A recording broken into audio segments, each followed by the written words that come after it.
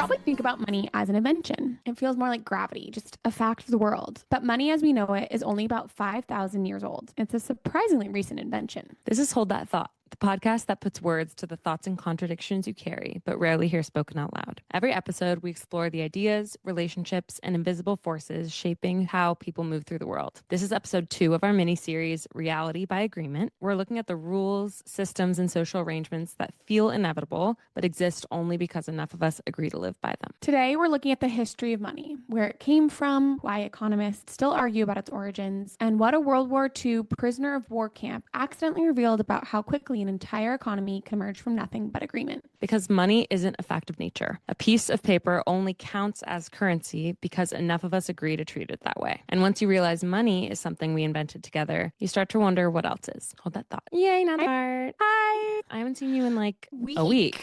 You were at a wedding in Vermont. How did that go? It was really, really, really fantastic. Beautiful, beautiful wedding, dear friends. They gave us little sunglasses that we could wear. And there was something about like the sunglasses being your own little world. Yeah. I saw some wigs It was too. so fun. There were wigs involved. I didn't get into the wig action, but that was a really fun dynamic. And Kate, the beautiful bride, came out in this really cool sparkly top and white pants for her after party outfit, which I just thought was so cool. It was the most quintessential, perfectly beautiful Vermont summer weekend. Wow. Where at one point at cocktail hour, cows just happened to wander down into the, to be right next to where cocktail hour is happening. Just like Ben and Jerry themselves. They had Ben and Jerry's ice cream at the wedding. It was pretty quintessential. Also got to see my grandparents and saw a baby bear in a tree. I sent you that video. You sent me that video, yeah. How incredible Everyone's was that? having That the bear was moment. Seeing bears. My sister just got back from a solo camping trip and was saying that this deer at her campsite Saturday night became obsessed with her. Like when we were looking up the symbolism of that.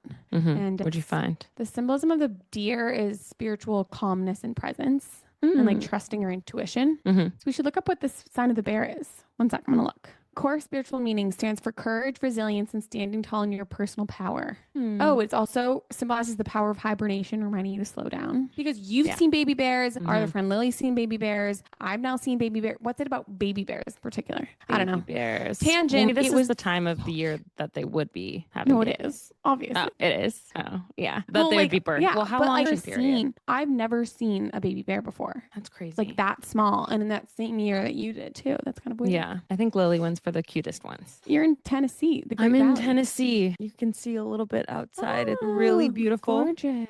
I'm in the woods with my parents and my sister and my niece and nephew. I think my mom is currently conked out on their couch in their room while I'm doing this, and my dad's reading outside. We are basically at kind of like a summer camp for families, and it's really fun. I worked by the pool. The kids were in camp in the morning. We went on a little excursion as a family, came back after a few hours, and then we headed to the top of the mountain for dinner at the fire tower. Okay, so what are we talking about today? Today, we are talking about money. And as you know from our last episode, if you listened, this whole mini series that we're doing is reality by agreement. So things that are social constructs, essentially.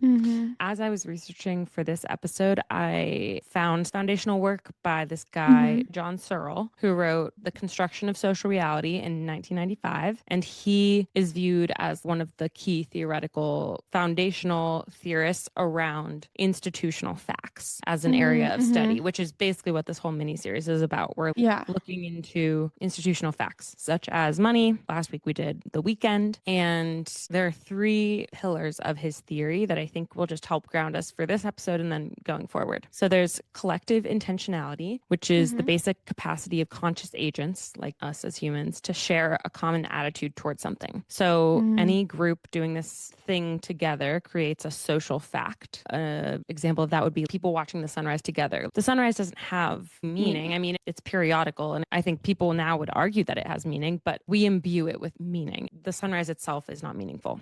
But really quickly, it's so funny because some of this is so embedded in the way we understand and conceptualize the world. It's really hard to say that the sunrise doesn't have meaning. Like, I know. Obviously, to me, I'm sitting here being like, well, it means the world lived to see another day. That's meaningful. Right. But Well, it I is thought the so same much. It's just because it's just so in how we see the world. Yeah. we have a hard time Absolutely. separating it from its construction. So we have collective intentionality. Then we have assignment of function. So collective intentionality applied to give an object a purpose, which is like a plank with legs is assigned the purpose of sit on this, and then it is a stool. So in the same way, it's a social fact that a stool is to be sat upon. It's kind of theoretical It's at meta. this stage, but It's theoretical, meta. but it's interesting. And then we have constitutive rules. So the special case where function doesn't depend on physical properties at all. These are institutional facts like money, and they take the form of X counts as Y in the context of C.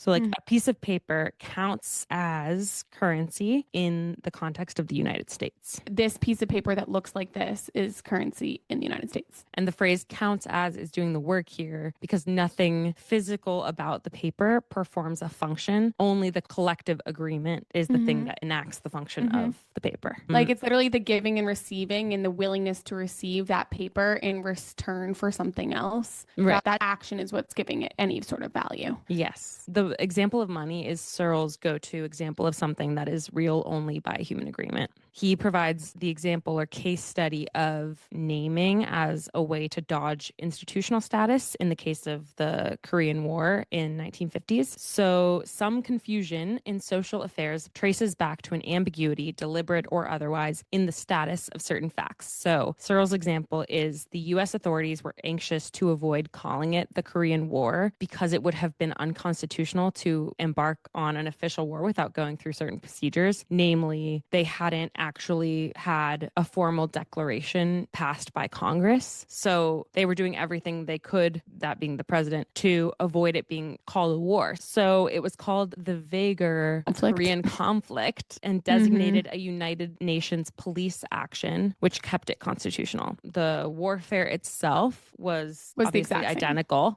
but the status of conflict evaded the rights and duties attached to the institutional fact of war in both American and international law.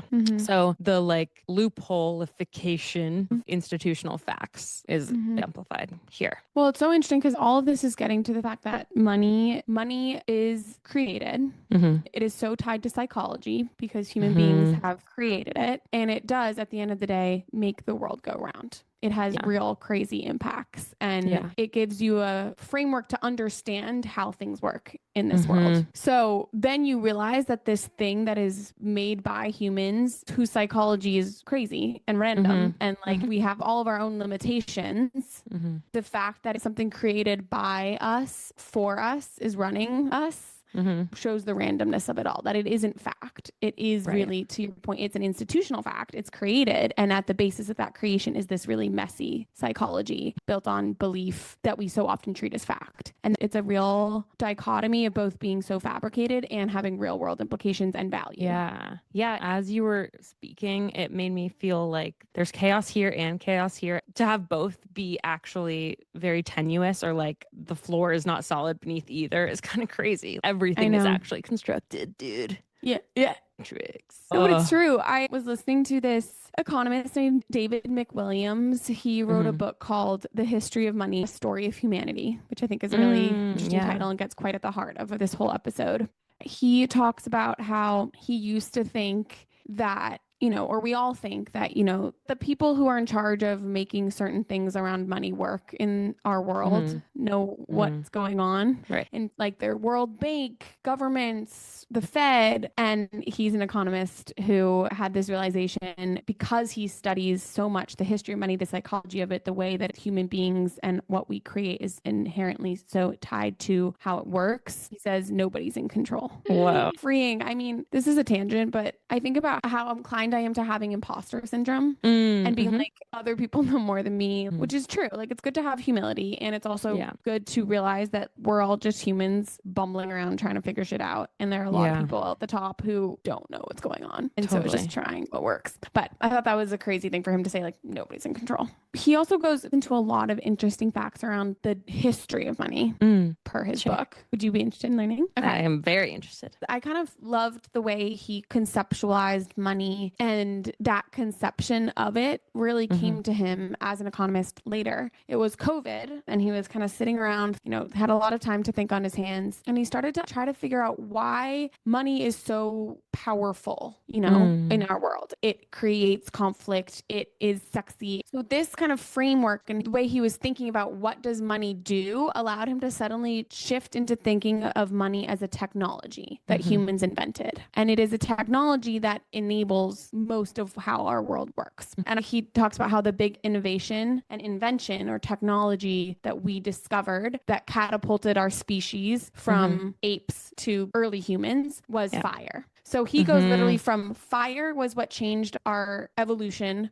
Civilizations that adopted money, they saw competitive advantage over others. And he looks really at the first civilization or society that used money, which was the Greeks. Kind of gets back to our Is that conversation post Mesopotamia? Yeah, Mesopotamia was like early, but it's all considered part of the same kind of origin story. Era? Okay. Yeah. And he talks about how the Greeks were a tiny civilization that shouldn't have been able to fight off the Persians, but they were able to fight against a massive civilization. Think of all the ancient philosophers that came out of Greece, right? Like what was happening that enabled all of this advancement? And his quote is, "A moneyed mind changed the world."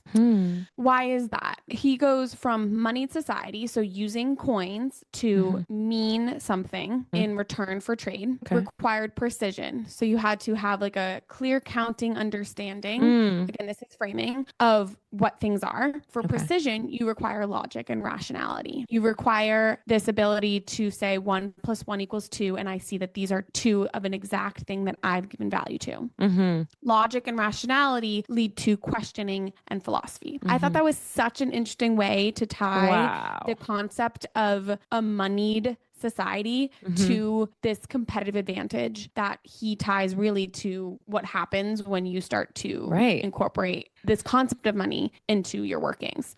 I also think there was something else to be said about the fact that, and we talked a little bit about this last week, but as soon as our ancestors became agrarian, right? So they were not hunters and gatherers, but were growing their food. That made surplus. So you had more food than was needed. So not every single person had to be focused on food. Yeah, exactly. That also freed up other people's times for specialization. Then you had the person that, I'm going to use the corn from Johnny down the road.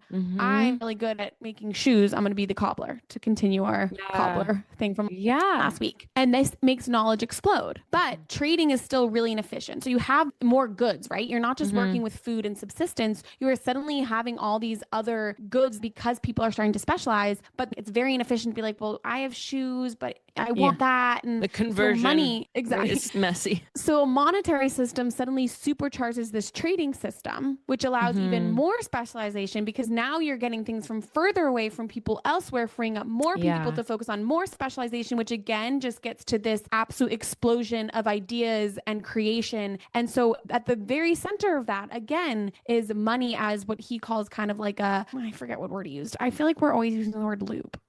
This lubricant with this trading system that causes and allows ideas to explode and lubrication or facilitation device.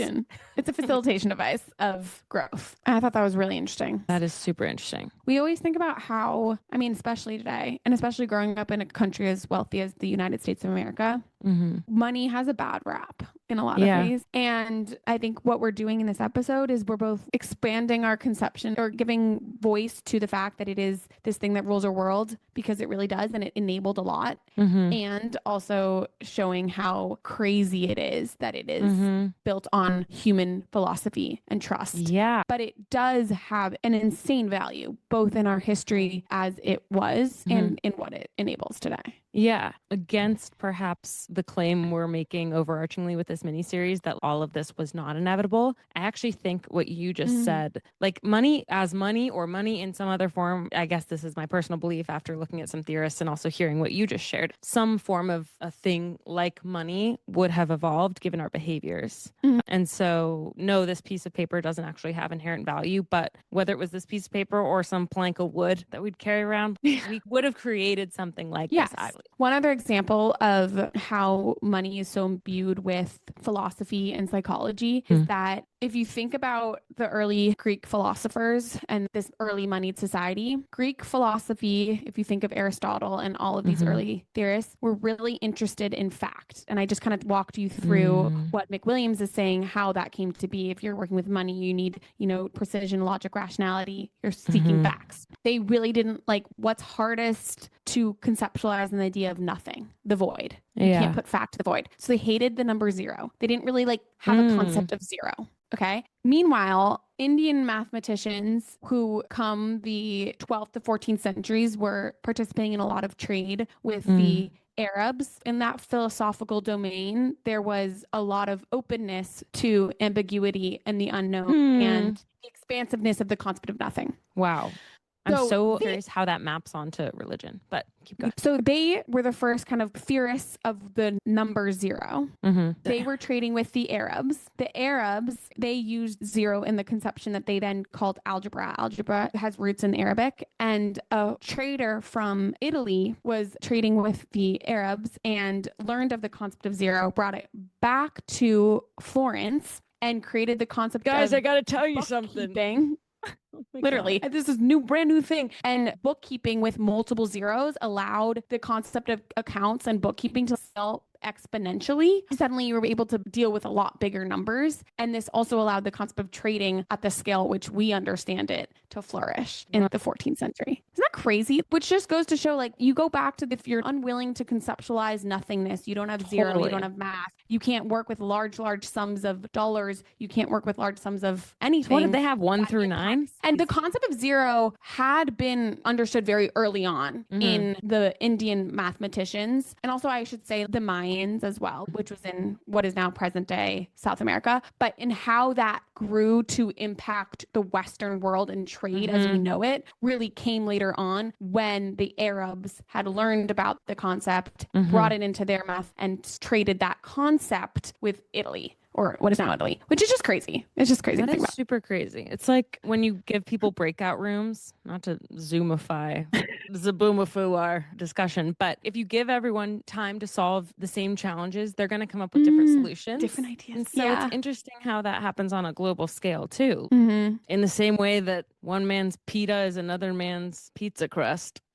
One man's tortilla. Wait, no, I had a good one. Oh, one man's hamburger is another man's empanada. Exactly. Like meat and bread of sorts. So I was looking a little bit. I haven't read Sapiens by Yuval Harari, but you talked about it last week. And I was looking a bit into people's reviews of the text. There are some people who have packaged it in a way that feels accessible to readers who aren't going to read that whole thing. Like myself.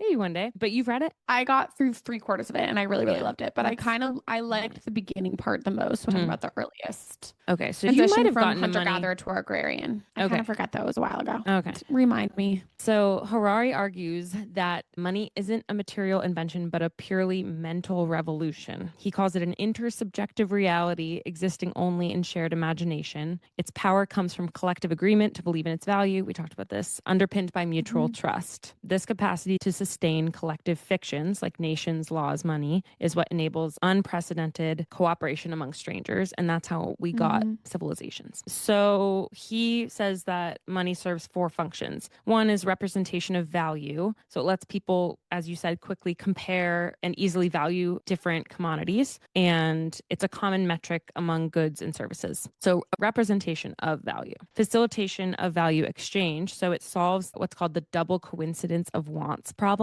Like if one person's like, I have these oxen, and you're like, I have this grain. Oxen versus ox. Oxen. Oxen's a word, isn't it? Wait, sorry, I have oxen. I am with oxen. I have oxen for days. Okay. Oxen for days. Okay. A quote is, everyone always wants money because everyone else also always wants money. So you can exchange it for whatever you need. So you don't have to need oxen. You don't need an ox in order to need the money someone is offering for your grain, Whereas the grain person had to find people who wanted grain versus just having money and being like, I need your thing, give it to me. This is actually really easy for me to conceptualize with my Catan. history in Catan. Thank you. I feel seen. I got there. Still looking for friends. Actually, free weed. I am your friend in this. You're my friend in this. And Lucci would play, and Nikki and Angie Yeah, also. as soon as we're all back. Yeah. Sheepport. Can't wait. That's been my sneaky strategy for many years now. Yeah, well, you just told me that. So. I know, but you're not going to go for Sheepport. Why? Anyway, because I think you're going to have eyes set on some bigger, sparklier prize. But the sheep keep me in business. Okay. Sheep stealer.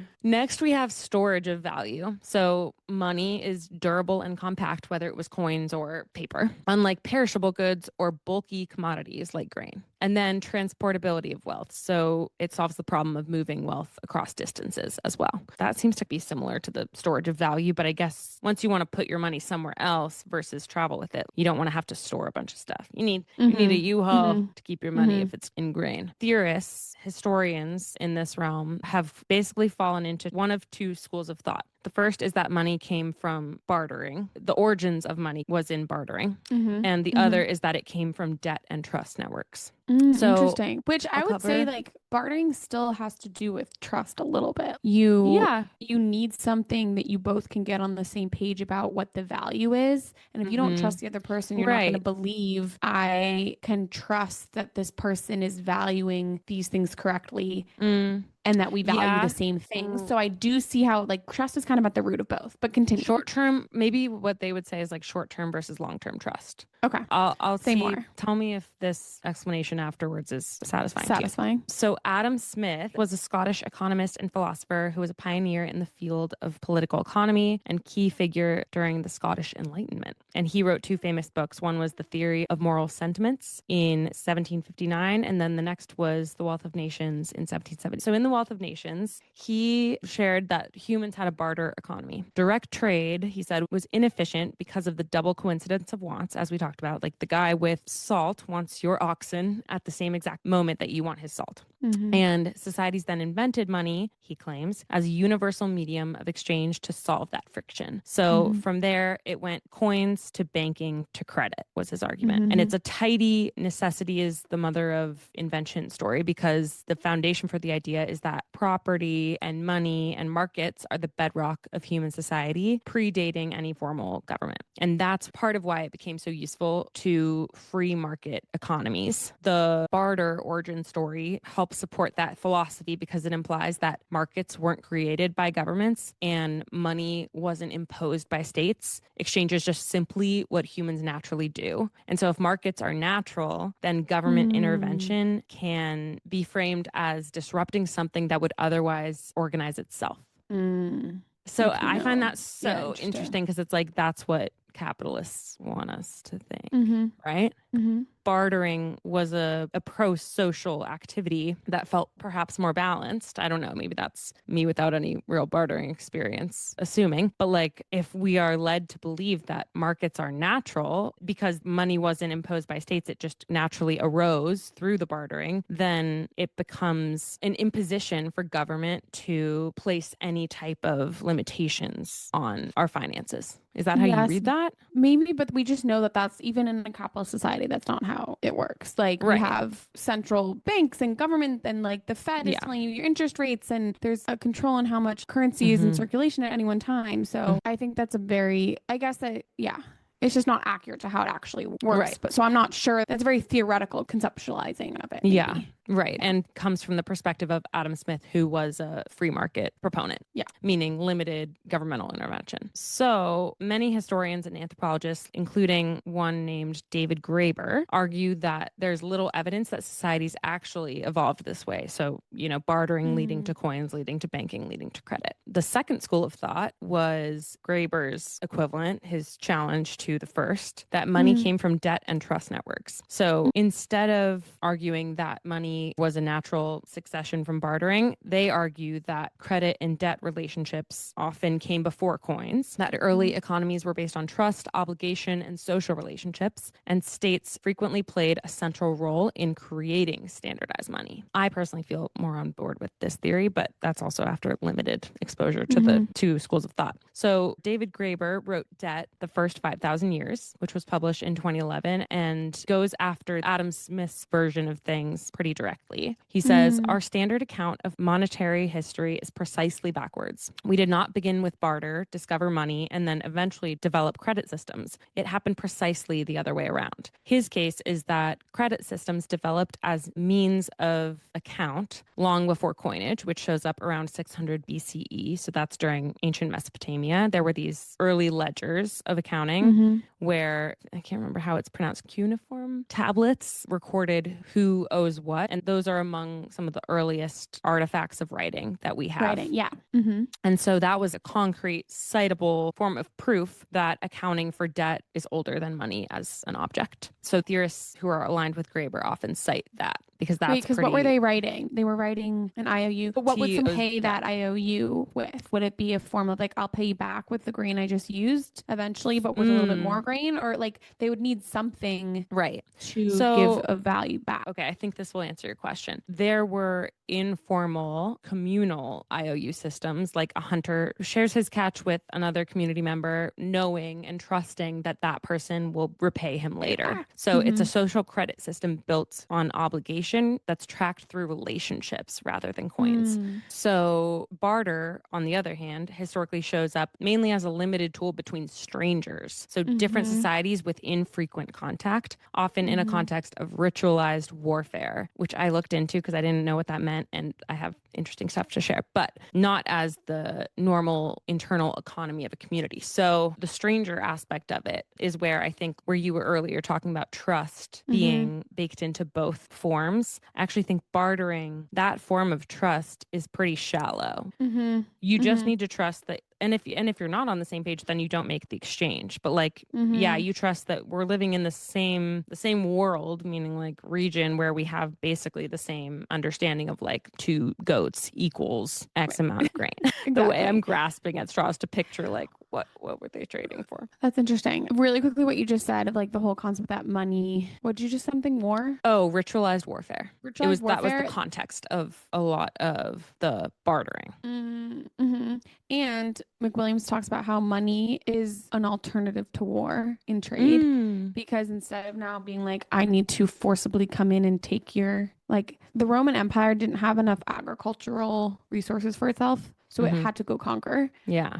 But as soon as you have something that facilitates trade, and including the concept of I owe you, like I will come back and pay you, you don't have to be taking over on war and taking by force. It can be something that is like money and credit allows for cooperation. So I kind of think those two theories aren't that far off from each other. I think it's just a concept of scale a little bit. Like, are we talking about interpersonal scale, like the market, or are we talking about larger concepts, the concept of credit and what that looked like for building trust at a way larger scale across larger bodies? Yeah. I think perhaps what they're claiming here is that like credit wasn't really a thing between strangers on the individual scale because that trust wasn't there. It was present in like these smaller barter communities. One is arguing barter was showing up mostly as a limited tool between strangers. So people of different societies with infrequent contact, often in the context of ritualized warfare. Basically, all you would need to know about ritualized warfare is that the exchange, the bartering is dressed up in the form of conflict. There's posturing and staged aggression and safety precautions because trade is happening between people with no ongoing relationship of trust. So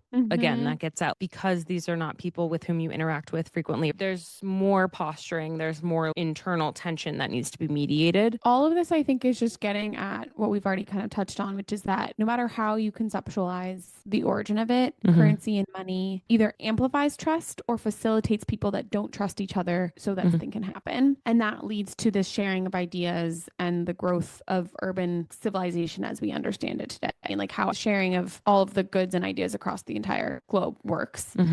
But all of that resides on people, therefore, trusting that money has value, right? And being all on the same page of that. Yeah. And as soon as there is this erosion of that belief or erosion of that value, you have complete destabilization, which I think goes without saying. But I learned of a very interesting story that I'd never heard of before of abusing or breaking that trust in order to try to break a society. And I never heard this story before. They didn't teach it in high school, weirdly, but it has to do with Hitler's Germany, World War II, with origins in World War I. So after World War I, Germany, this part we might remember from high school, US history or world history, was required to pay from the Versailles Treaty very, very, very, very, very high reparations. In order to pay the reparations, they had to print a lot of money. It caused mass inflation and it caused the destruction of Germany in post-World War I, which completely demoralized the people in how they understood themselves and their country. And ultimately, it's credited for the rise of Nazi Germany and Hitler, and the fact that so many people were willing to follow his nationalism and his story came from how destabilized Germany was as a result of mass inflation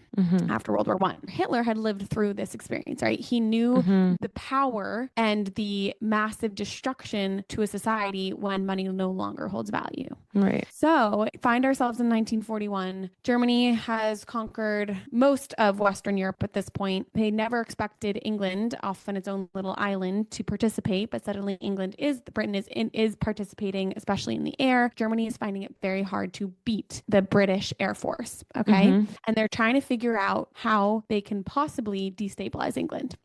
Hitler, again, had seen how democracy can be destroyed with hyperinflation. And so he wanted to replicate that in England. So he embarked on what would have been the largest counterfeit operation of all time. Wow. Hitler and Himmler wanted to forge £5 notes and airdrop them over the UK to destroy the value of the £5 note. He went and found artists within the concentration camps who he brought to one concentration camp, and over the next 2 years, from 1941 to 1943, embarked on this mass counterfeit operation, figuring out how to make the texture of the paper perfect, how to make all the prints, how to make every serial number. He sent one of his Nazis to test it by bringing a bunch of these counterfeit notes to a Swiss bank and saying, I can't tell, like, I got this in a trade. I can't tell if it's counterfeit. The Swiss bank was like, yeah, looks good, looks great. And he was like, I'm still worried. Sent it to the Bank of England. Bank of England said, yep, these are real. So they knew that they were ready to go. At this point, they had printed the equivalent of $10 billion in today's amount. So imagine $1 million worth flying down from the sky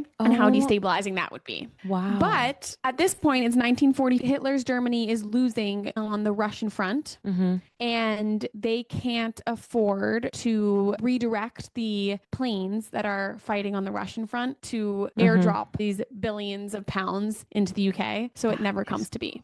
Crazy. That's an insane strategy. It's an insane strategy. Why had I never heard of this? I know. But what they did do is they bought Mussolini, the Italian dictator, out of captivity with counterfeit money. So they did put the counterfeit money into circulation. After the war, the Bank of England was terrified of its existence, right? Like they couldn't even have caught it. And so imagine if suddenly this is in existence, it massively erodes the value because there's hyperinflation. So they retired all of the £5 notes. Oh my God. That looked crazy. like that. And they had to start over.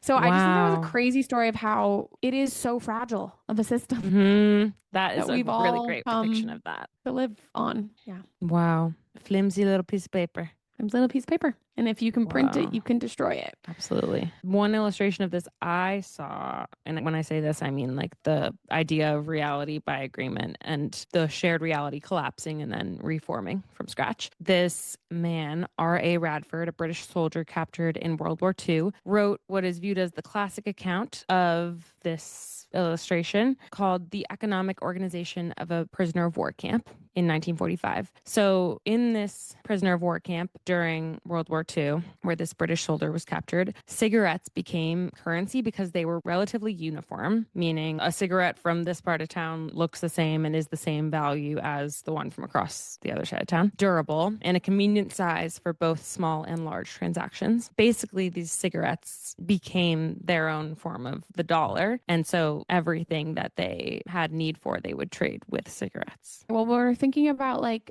trust and imbuing value to a new thing, like cigarettes. Those two things really come together in my mind in thinking about the development of a new currency with trust at its core, and that would be cryptocurrency. I'm so afraid of this topic. I find it so confusing, but I have this helpful kind of summary, which is that, and I think it speaks to a little bit like that if all of these things that we're talking about are created, last week we talked about the weekend was created. There are nations thinking about creating a 4-day weekend. It just helps you think about the creation of new versions of these things that we take for granted as being real, which is probably why it's been so hard for me to wrap my head around crypto, because it is this thing that like still feels so not real, but it is a currency, and currency, the way I understand it, is locked back in the way we've conceptualized it for years. It's like our language learning episode. Like the way you learned it is the way that that's the blueprint in your mind. Right. So really basic 101 is that crypto is built on the blockchain. And what the blockchain is essentially just a decentralized record keeping. So the thing I found the most helpful in terms of a analogy is that you went to college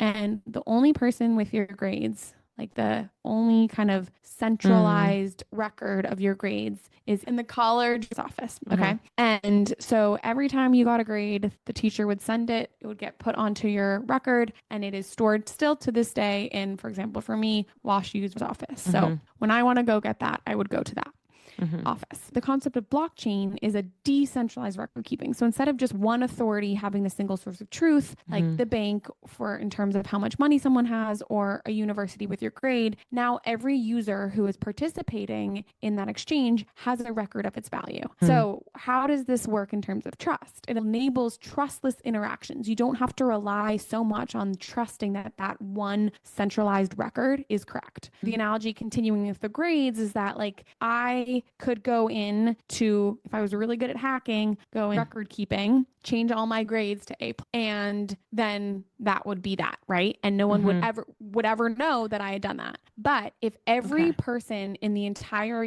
has a record of my grades as they stood, if I go in and change just the registrar's office ones to A plus, A plus, A plus, A plus, everyone else is going to say, well, mine says, X, Y, Z and not A. Something's wrong. And you suddenly don't have to, you get to have this understanding that there's no one doing of manipulating the value of something because everyone has record of it.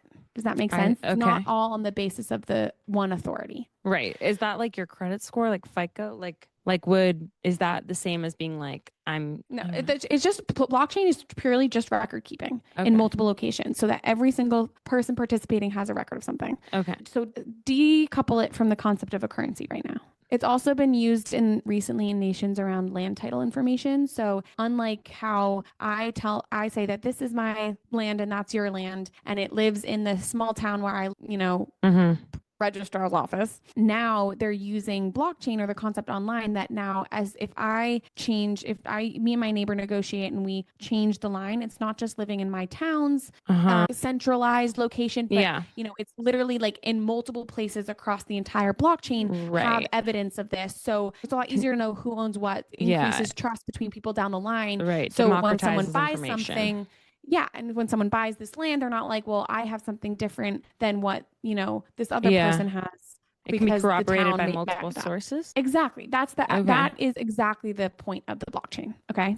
It's democratizing or decentralizing record keeping. They call it trustless engagement, or because you don't have to trust anything. It just by having so many records, it just is more factual. You don't have to trust that one thing is correct. Yes. Which I think is interesting. So crypto was developed as a currency to reward people who were updating all those records. So if you have records across that's a lot of effort every time something changes, every time I get a new grade, to go in and update everyone's version of my grades. So the original origin was this is a reward for people who are spending their electricity and their time and their effort to go do those updates. Now it is really its own form of money recorded on the blockchain. So rather than a bank recording the transaction, like I give you $5 in Venmo and that is recorded by my bank and your bank, it is that if it's a crypto, everyone on the blockchain is recording that transaction. So there can be it's kind of trying to get rid of the risk of storing so much value in one form. Institution or something. Exactly. Okay. Yeah. What I'm confused about now is that I thought like the phrase in my mind is like, it's traceless. Is it not traceless? Like I thought people No, use it's exactly traceful.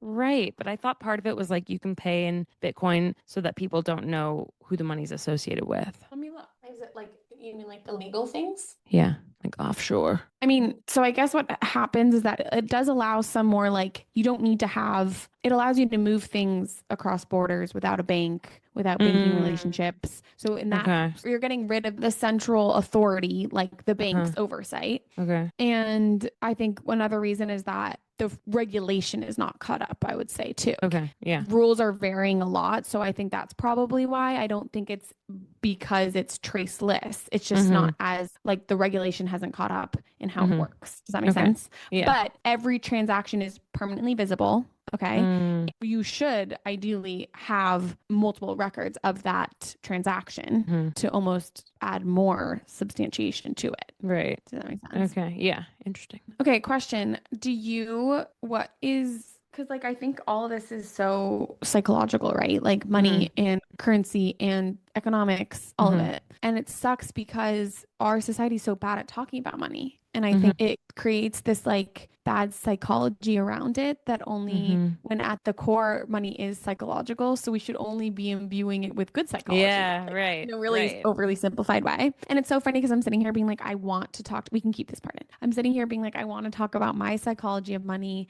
And also it feels too private. Like it's way too hard for me to get into that. I mean, I'd talk about it with you without the ears for our listeners. So, but so I guess another way of asking the question is like, what do we want to teach our kids about money?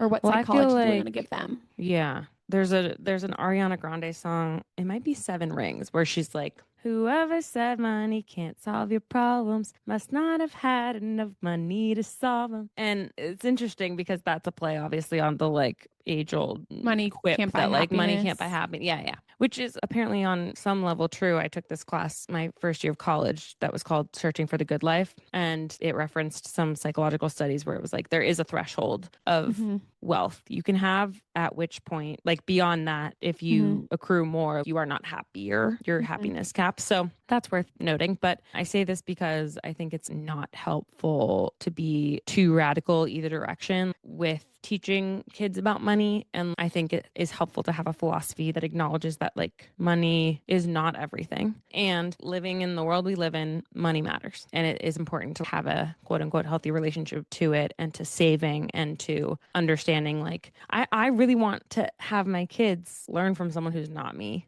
at some point in their adolescence about money.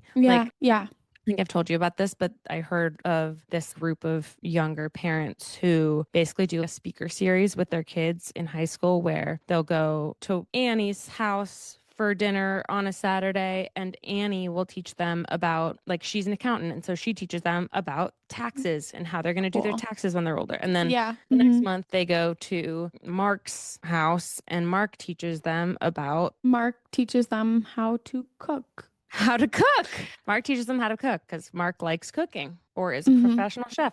So I think in that way, I'm going to outsource, but hopefully to them a little bit more under my belt. Well, my great uncle did that to us. He came and me and my friend Sophie and our sisters, we were taught by him in a workbook. Oh my gosh. Sundays in a row about some like financial literacy topics. It's like brass tacks things you should know. And I don't think it's enough to learn the brass tack stuff without any of the like psychology of money and stuff, which I think is just harder to teach. It's probably something that you imbue in your children or they pick up on very early on without you even teaching it. So I was thinking about like my relationship to money and how what I want to like pass on my children by showing, not telling, I think will be interesting.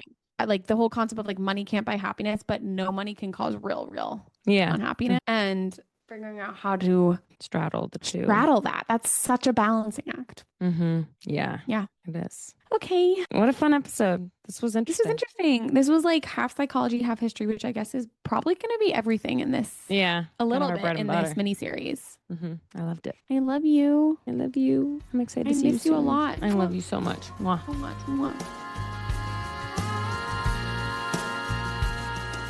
Thank you, Phoebe Fry, for this episode's music.